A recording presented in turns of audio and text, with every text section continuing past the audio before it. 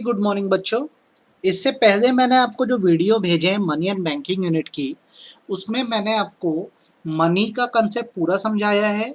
मैंने आपको commercial bank और क्रेडिट क्रिएशन अभी तक समझा दिया है। आज के लेक्चर में मैं आपको सेंट्रल बैंक का कंसेप्ट समझाने वाला हूँ फ्रॉम द वेरी बेसिक। हम एक एक छोटी छोटी बात डिस्कस करेंगे। जैसे सेंट्रल बैंक है क्या, सबसे पहली बात तो आपको ये ध्यान रखना है कि हर देश में, इंडिया ही नहीं हर देश में एक एपेक्स बॉडी का मतलब होता है एक टॉप बॉडी होती है जिसका काम होता है उस देश के पूरे बैंकिंग सिस्टम को, पूरी मॉनेटरी स्ट्रक्चर को संभालना। मॉनेटरी स्ट्रक्चर मतलब एक तरह से फाइनेंशियल स्ट्रक्चर।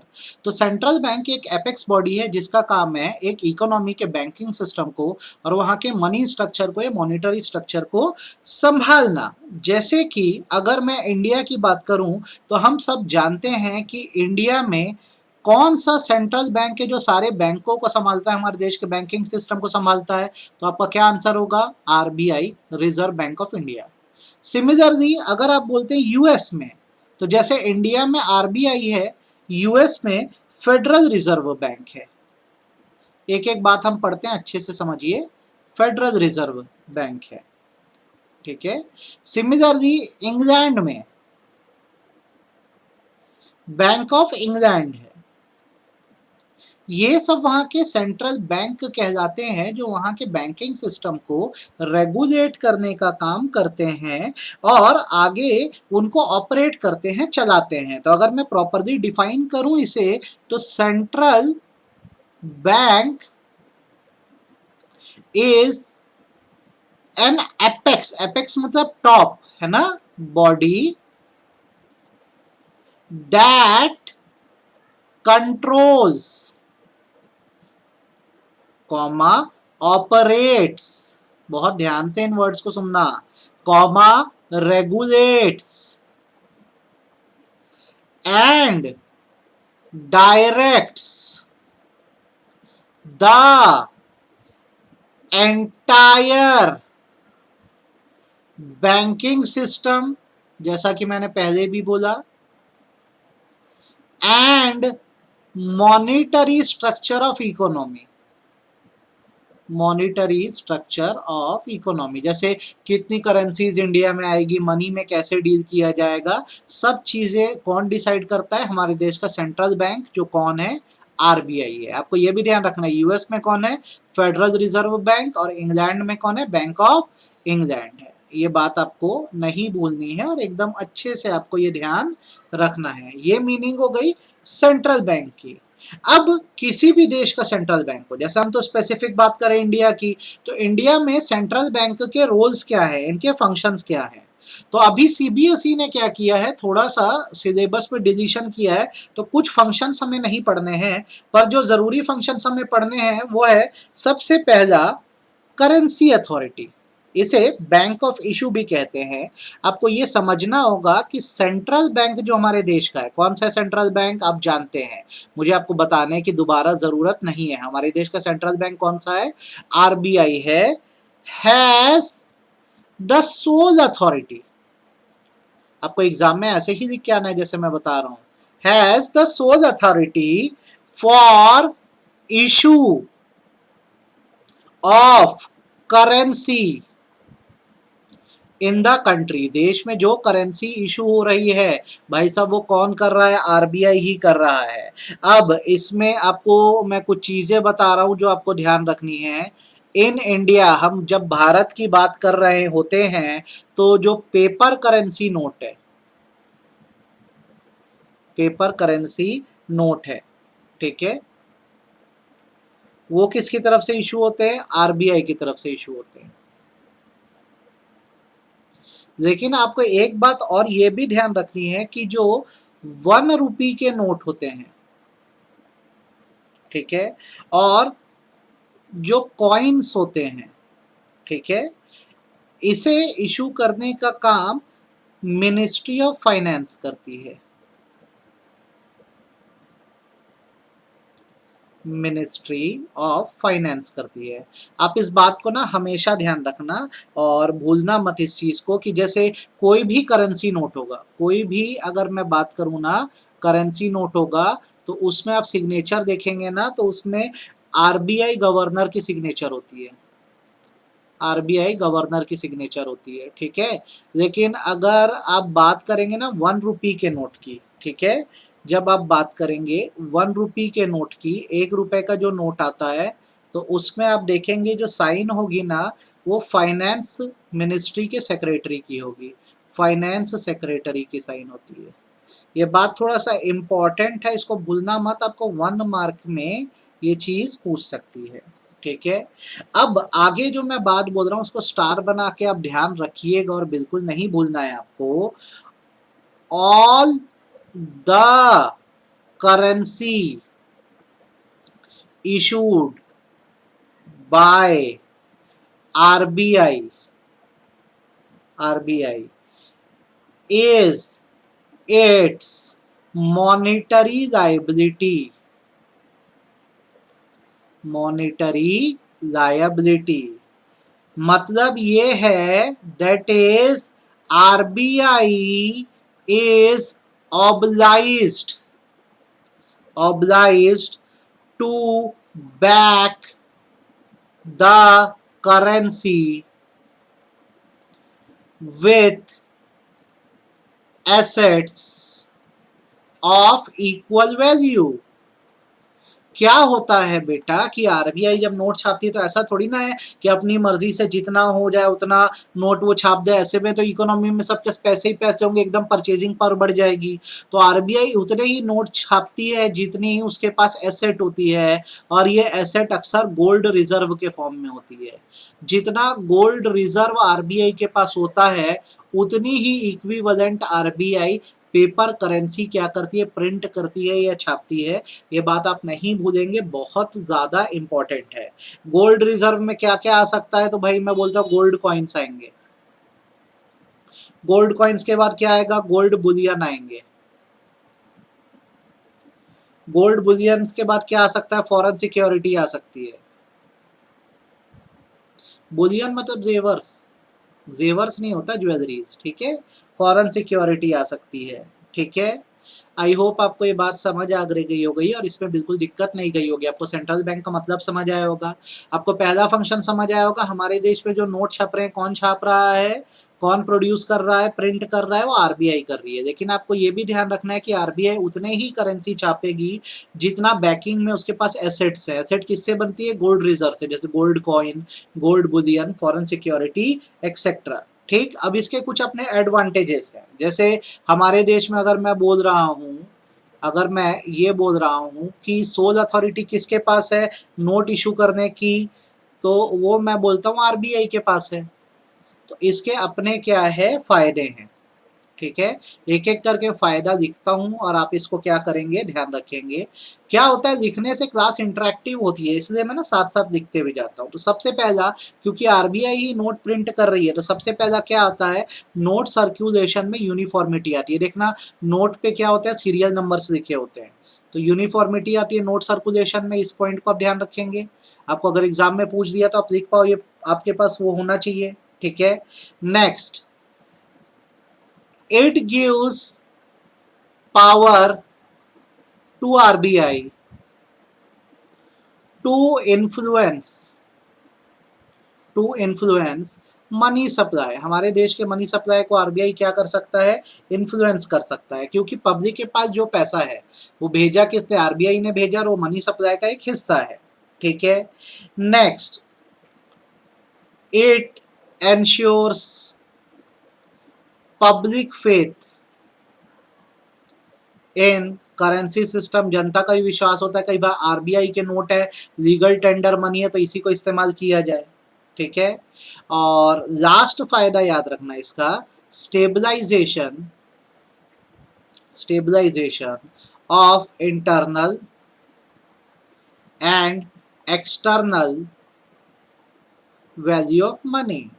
हम जो फॉरेन एक्सचेंज करते हैं उसमें स्टेबिलिटी आती है, क्योंकि आरबीआई के पास ही अथॉरिटी नोट इशू करने की, जो भी फॉरेन एक्सचेंज होता है आरबीआई के थ्रू होता है।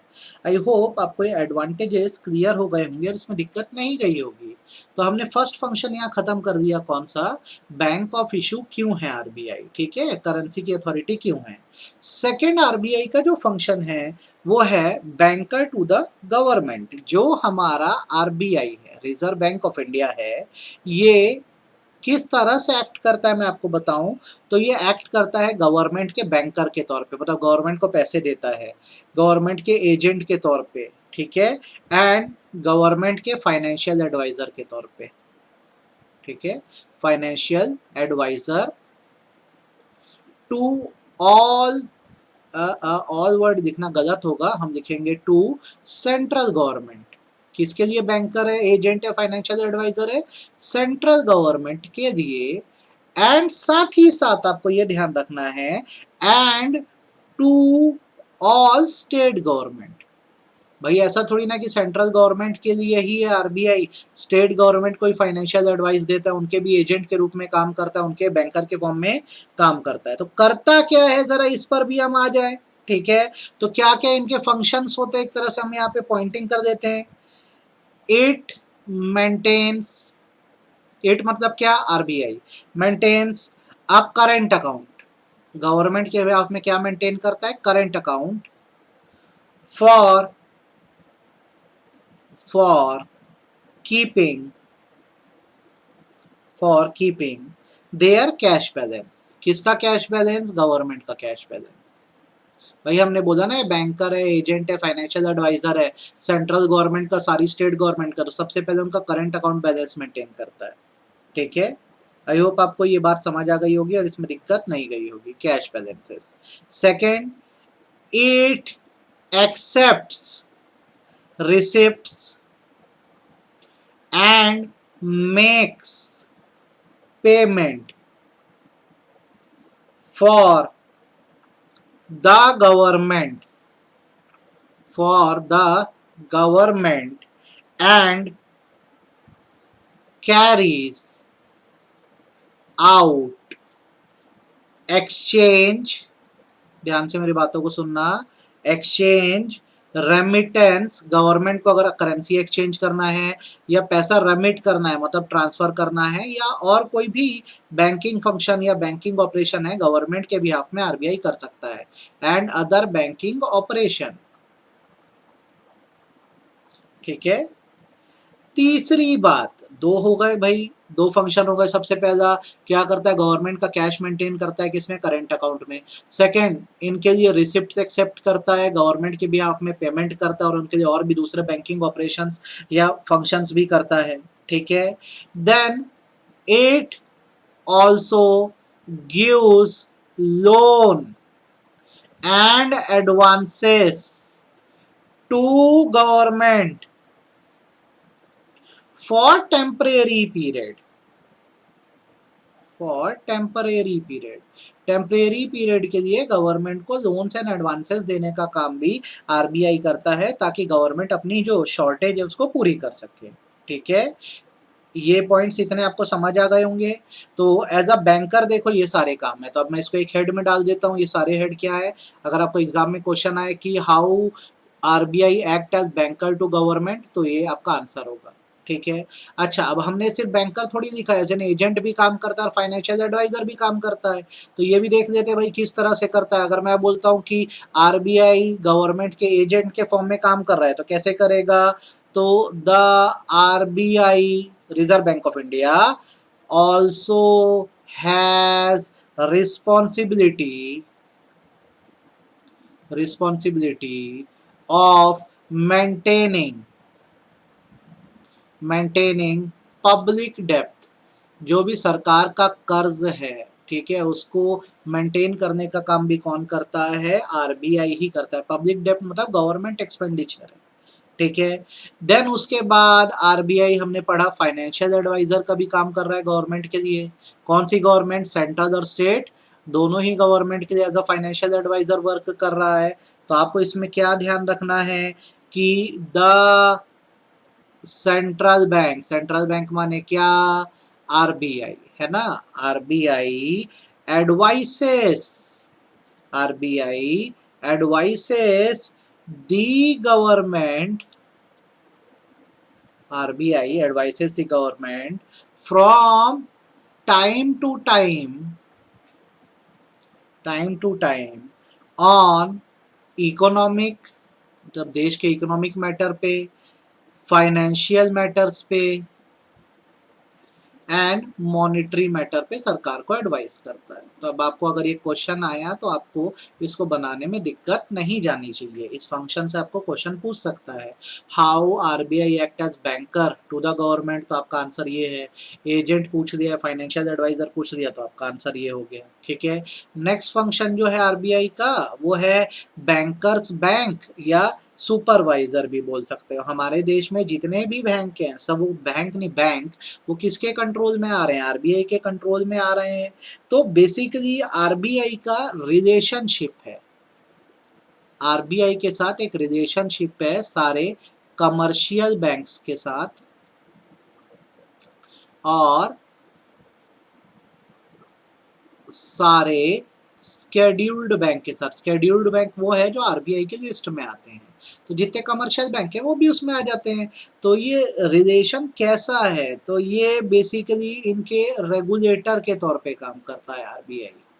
हाउएवर कमर्शियल बैंक्स को कभी पैसों की जरूरत पड़ती है या उनको कुछ रिजर्व मेंटेन कराना होता है तो आरबीआई बहुत मदद करता है इनकी। तो अगर आपसे सवाल पूछता है कि how RBI act as banker to other banks, ठीक है, तो आप इसमें बताओगे कि आरबीआई दूसरे बैंकों के लिए बैंकर इसलिए है क्योंकि number 1, RBI is custodian of cash reserve.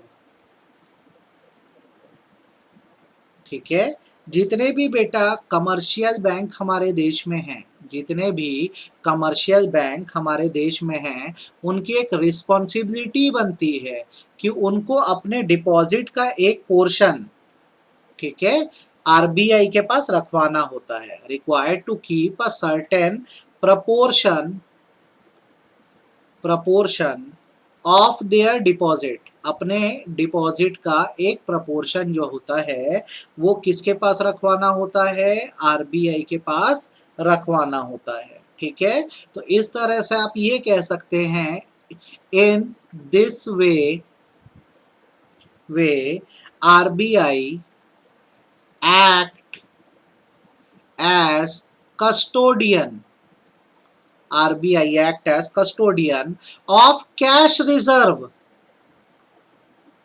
Of commercial bank. जितने भी कमर्शियल बैंक है, मैंने बोला उनको अपने डिपॉजिट का एक पोर्शन रखवाना होता है आरबीआई के पास। आरबीआई कस्टोडियन हो गया, उनके रिजर्व को संभाल के रखता है। और बेटा ये जो रिजर्व होता है, जो एक पोर्शन डिपॉजिट का आरबीआई के पास रखाया जा रहा है, इसे कैश रिजर्व रेशियो बोलते हैं, सीआरआर, कैश रिजर्व रेशियो बोलते हैं। तो अगर आपसे क्वेश्चन वो पूछता है कि why RBI is banker to the bank, because it is the custodian of cash reserve. हर कमर्शियल बैंक अपने डिपॉजिट का एक पोर्शन आरबीआई के पास रखता ही रखता है, जिसको आरबीआई संभालता है। ठीक है, आई होप आपको ये बात समझ आई होगी। पॉइंट नंबर 2, लॉजिक क्या है, क्यों ये बैंकर टू द बैंक है? Because it is the lender of last resort.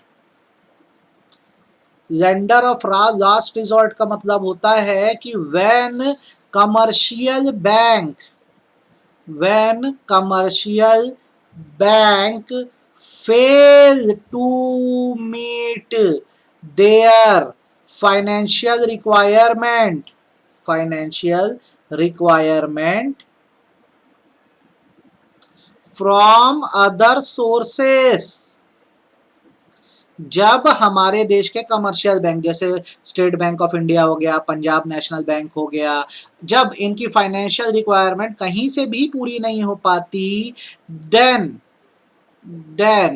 RBI gives them loans and advances as lender of last resort. हारे का आखिरी सहारा कौन? आरबीआई से ही इनको क्या मिल जाता है, लोन मिल जाता है बाकी बैंकों को। तीसरा भाई अगर हम बोले तो एक बार थोड़ा सा मुझे टाइम दो 2 मिनट का, ऐसा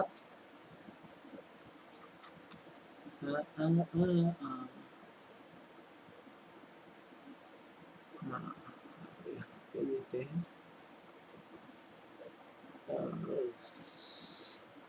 अब नेक्स्ट पॉइंट देते हैं कि भाई RBI banker to the bank क्यों है, क्योंकि देखो पहले मैंने आपको क्या बताया, सबसे पहले बताया कि ये कस्टोडियन है कैश रिजर्व का।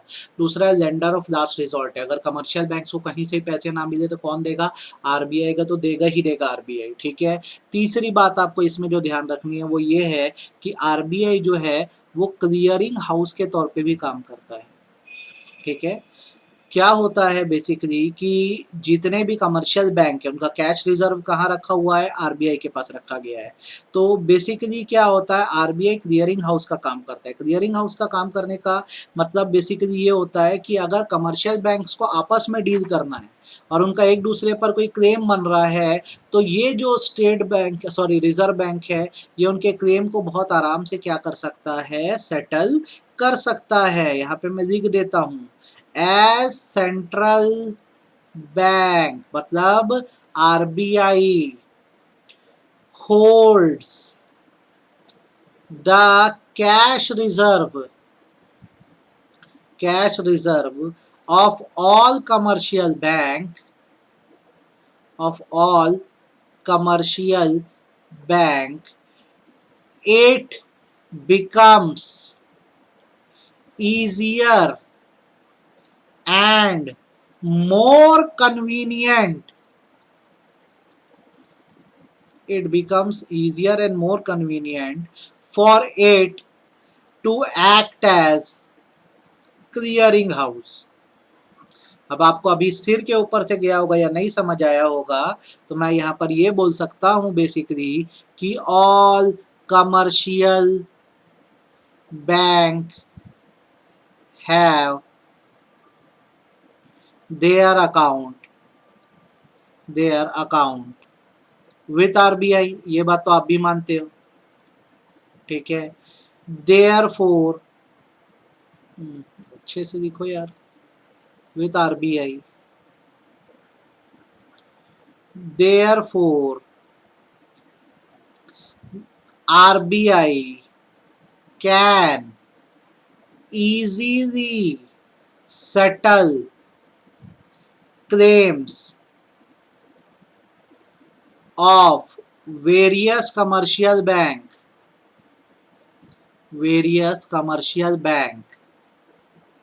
against each other,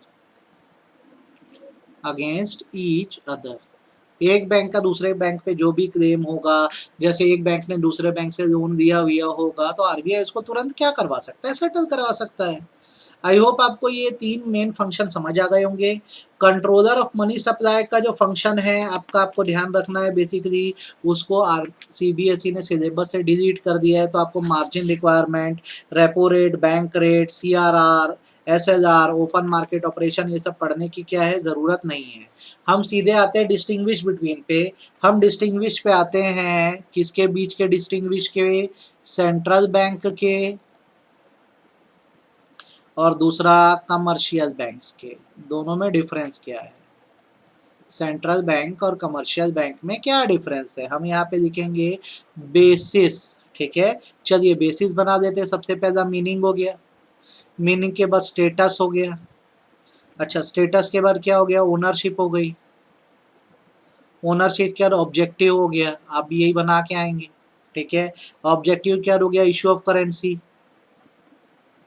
issue of currency हो गया, इशू ऑफ करेंसी के पब्लिक डीलिंग हो गया, अच्छा पब्लिक डीलिंग क्या, नंबर ऑफ बैंक्स हो गया। आपको इतने क्या है पॉइंट ऑफ डिफरेंस मैं बता दे रहा हूँ, आप इस पे ध्यान रखिए। सबसे पहले मैं बात करता हूँ मीनिंग की, तो बेसिकली मीनिंग हमने ऊपर भी पढ़ी है, तो आप ऊपर से इसको देख के पढ़ सकते हैं, सेम मैं यहाँ लिख दे रहा हूँ। कमर्शियल बैंक क्या है, तो कमर्शियल बैंक बेसिकली उन इंस्टीट्यूशंस को बोलते हैं, इंस्टीट्यूशन विच एक्सेप्ट डिपॉजिट, जो क्या एक्सेप्ट करते हैं, डिपॉजिट एक्सेप्ट करते हैं, और क्या एडवांस करते हैं, लोन एडवांस करते हैं, एंड एडवांसेस लोन। ये सबसे बेसिक बात है जो आपको ध्यान रखनी है, ठीक है। नेक्स्ट थिंग, स्टेटस की बात करें तो सेंट्रल बैंक या अगर मैं बोलूँ आरबीआई, तो ये एपेक इंस्टीट्यूशन है, सबसे बड़ा इंस्टीट्यूशन है। Apex institution in money market, पैसे के बाजार में सबसे बड़ा इंस्टीट्यूशन कौन सा है? सेंट्रल बैंक या आरबीआई है, ठीक है। और जब मैं बात करूं बाकी कमर्शियल बैंक की, तो ये होता है only a small unit of banking system. Banking system जो हमारे देश का है उसका एक हिस्सा होता है कमर्शियल बैंक, बस उससे ज़्यादा कुछ नहीं। आप भी ऐसे ही लिख के आएंगे, ठीक है। नेक्स्ट, ओनरशिप की बात करते हैं तो आपको ये ध्यान रखना है, owned and governed by government. हमारे देश के आरबीआई को ओन और गवर्न कौन करता है? गवर्नमेंट करती है, ठीक है। और जब आप बात करेंगे कमर्शियल बैंक की तो आप इसमें ध्यान रखेंगे owned and governed, owned and governed by both. आप बोल सकते हो गवर्नमेंट भी कमर्शियल बैंक चलाती है और प्राइवेट सेक्टर भी चलाती है, जैसे axis bank, ICICI bank, yes bank, ठीक है। नेक्स्ट, ऑब्जेक्टिव की बात करते हैं तो यहाँ पर ऑब्जेक्टिव है पब्लिक इंटरेस्ट, जनता का भला करना ही मेन ऑब्जेक्टिव है। और यहाँ कमर्शियल बैंक क्या चाहते हैं? मैक्सिमाइज प्रॉफिट, ज्यादा से ज्यादा इनको चाहिए प्रॉफिट, ठीक है। देन करेंसी इशू करने की बात करते हैं तो इनकी अथॉरिटी है, सोल अथॉरिटी है, क्या है? Authority to issue currency. सही बात है, बिल्कुल सही बात है। अच्छा, कमर्शियल बैंक कैसे, ऐसी कोई अथॉरिटी क्या? तो no power to issue currency, currency issue करने की कोई पावर नहीं है इनके पास, ठीक है। देन पब्लिक डीलिंग की बात करते हैं, does not deal with public directly. RBI कभी पब्लिक से डायरेक्टली डील नहीं करता है, लेकिन commercial bank deals directly with public. Directly किससे डील करते हैं? पब्लिक से डील करते हैं, ठीक है। Next, number of bank only one. कौन है हमारे देश में? आरबीआई, सेंट्रल बैंक, ठीक है। और कमर्शियल बैंक न्यूमरस इन नंबर बहुत सारे हैं, एसबीआई हो गया, पंजाब नेशनल बैंक हो गया, ये सब क्या है? कैनरा बैंक हो गया, ये सब जो है ना कमर्शियल बैंक है। तो ये सारे डिस्टिंग्विश क्या होगा यहाँ पर कंप्लीट हो गए। आई होप आपको डिस्टिंग्विश समझ आ गया होगा और इसमें आपको दिक्कत नहीं गई होगी, ठीक है। इसके अलावा कुछ छोटी छोटी बातें हमको जो ध्यान होनी चाहिए, जैसे यहाँ पे हम लिखते हैं स्टार बना के। सबसे पहली चीज मैं जो आपके लिए लिखूंगा वो ये है कि आरबीआई स्टैब्लिश कब हुआ था? तो RBI was established, RBI was established in April 1, 1935 under RBI Act 1934। ये बात आपको ना 1 मार्क के लिए थोड़ा सा क्या है ध्यान रखनी होगी, भूलना मत, ठीक है। नेक्स्ट, स्टार बना रहा हूं, आप इसको भी ध्यान रखिए। Central government is authorized to borrow money from RBI, ठीक है। क्यों? To meet its deficit financing. Government के एक्सपेंडिचर जब गवर्नमेंट की इनकम से ज़्यादा हो जाते हैं तो उसको पूरा करने के लिए सेंट्रल गवर्नमेंट आरबीआई से पैसे लेती है। आपको पता होना चाहिए कैसे लेती है। तो सेंट्रल गवर्नमेंट क्या करती है, आरबीआई को बोलती है कि आप हमारे बिहाफ में जनरल पब्लिक को ट्रेजरी बिल्स बेचो, जिससे हमारी रिक्वायरमेंट जो है वो पूरी हो सके। तो आरबीआई क्या करता है, गवर्नमेंट के बिहाफ में, ऑन बिहाफ ऑफ क्या? गवर्नमेंट, जनरल पब्लिक को, आम जनता को ट्रेजरी बिल बेच देता है। ट्रेजरी बिल एक तरह का प्रोमिसरी नोट है जहाँ सरकार आपको ये बोल रही है कि आप उनको पैसे दे दो, वो आपका पैसा विथ इंटरेस्ट आपको क्या करेंगे, चुका देंगे। तो ये बात आपको नहीं भूलनी है, एकदम अच्छे से ध्यान रखना है, ठीक है। आई होप आपको ये बात समझ आ गई होगी और इसमें आपको दिक्कत नहीं गई होगी। एक छोटा सा टर्म उसके बाद बता रहा हूँ, ये भी आप ध्यान रखना। टर्म का नाम है मॉरल सुएजन। मॉरल सुएजन, ये टर्म आप थोड़ा ध्यान रखेंगे। इसका आपको मैं मीनिंग लिख के दे रहा हूँ, आप इसको ध्यान रखिए और अच्छे समझिए। This is a combination, this is a combination of persuasion, persuasion मतलब प्यार से समझाना, परसुएशन एंड प्रेशर, दबाव डालना, प्रेशर दैट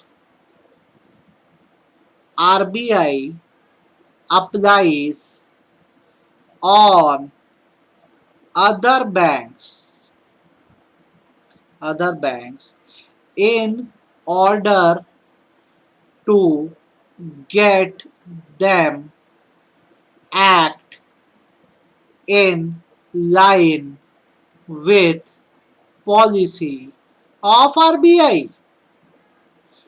आरबीआई जब बैंकों को परसुएड करता है, समझाता है, उन पर प्रेशर भी डालता है कि हमारी पॉलिसीज के हिसाब से आप काम करो, तो उसे मॉरल सुएजन बोलते हैं। वर्ड मत भूलना। अभी फिलहाल इस साल कुछ टॉपिक्स डिलीट हुए हैं सेंट्रल बैंक के हिस्से से, तो आप इतना पढ़ेंगे तो आपका सेंट्रल बैंक कंप्लीट हो जाएगा। आप इसे अच्छे से पढ़िए, कल हम लोग मिलेंगे, इसके क्वेश्चन सॉल्व करेंगे सब। थैंक यू सो मच, आज इतना करना।